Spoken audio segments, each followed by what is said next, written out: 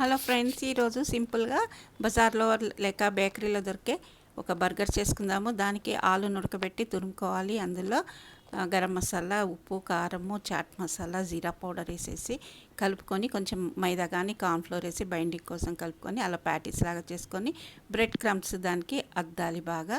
ఎందుకంటే అది అద్దితే కరకరలాడుతూ వస్తుంది. దాన్ని మనము ప్యాన్ మీద బటర్ కానీ ఆయిల్ కానీ గీ కానీ వేసుకొని కొంచెము దాన్ని బాగా ఫ్రై చేసుకోవచ్చు. ఫ్రై చేసుకునేటప్పుడు సిమ్ పెట్టుకొని ఫ్రై చేసుకుంటే లోపల ప్యాటీ అంతా బాగా ఉడుకుతుంది. తర్వాత దీన్ని మనం తీసుకొని మన బన్ మీద పెట్టేసుకొని ఇంట్లో గ్రీన్ చిల్లీ సాస్ ఉంటే అది స్ప్రెడ్ చేసుకొని, కావాలి అంటే ఇంట్లో చేసుకున్న గ్రీన్ సాసులు కూడా వేసుకోవచ్చు. లేకపోతే ఇంట్లో ఉన్న గ్రీన్ చిల్లీ సాస్ వేసుకొని ప్యాటీ పెట్టుకొని ఆనియన్ టమాటా వేసుకొని టొమాటో కెచప్ వేసుకొని సర్వ్.